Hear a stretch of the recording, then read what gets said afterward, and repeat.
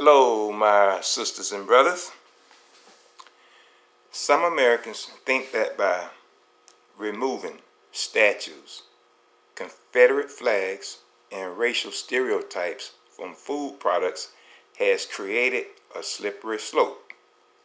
They say, what's next? Not celebrating the 4th of July? Well, you guessed it.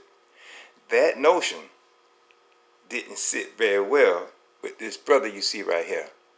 His name is Frederick Douglass, who, by the way, managed to escape from slavery and went on to become a national leader of the abolitionist movement before and during the Civil War. Let me give you a quote. "Your celebration is a sham," says Douglass. "The hypocrisy of the nation must be exposed." What Douglass is referring to is that all the while white folks were celebrating their independence from England, the black man, woman, and child were enslaved by both the British and the Americans. The colonists had gained their freedom but kept our beloved ancestors under a dogmatic system of oppression. So from a legal, logical, humanistic perspective, there's no way that any American should continue to celebrate in this very disturbing legacy of racism.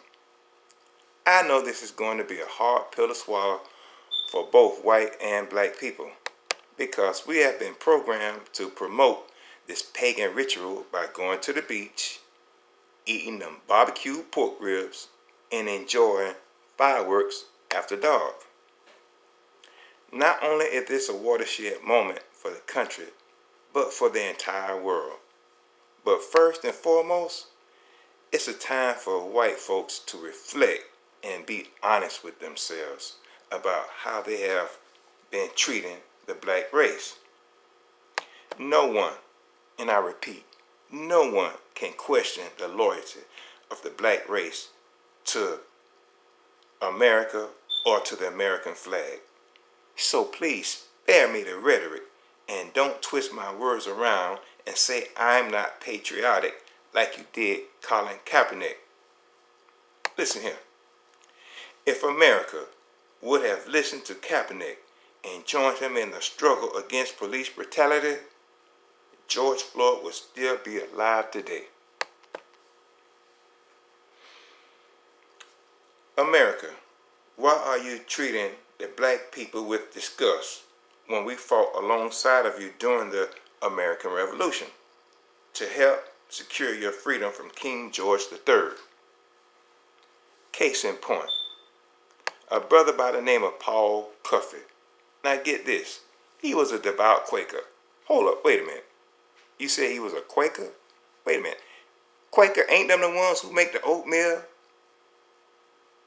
And the ones who made the Aunt Jemima talking about they're going to remove her? Okay, that's fine. Okay. But what about replacing the white Quaker that's on a box of grits with a picture of Cuffey? After all, if black folks don't eat nothing else, they're going to eat some grits.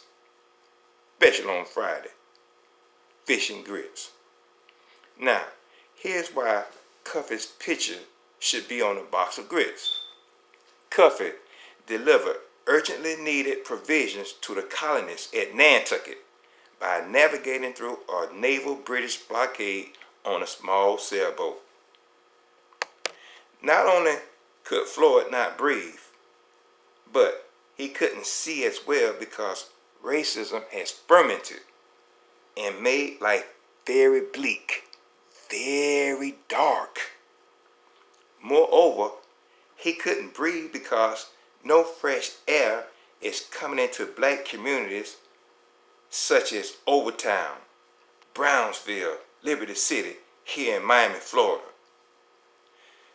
To take away the filthy stench of heroin, crack cocaine, homelessness, despair, illiteracy, black on black crime, and unemployment, which leads to poverty. These variables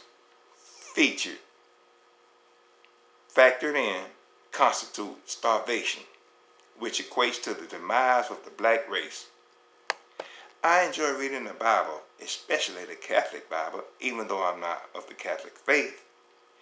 It has missing books. They call it the Apocrypha, that King James Version doesn't subscribe to. But the point is, God delivers nations out of turmoil, and I'm just wondering why God has allowed our ancestors to be enslaved, and why are we being treated as outcasts in society? Furthermore, why hasn't God saved the black race from racism? Peace, beloved.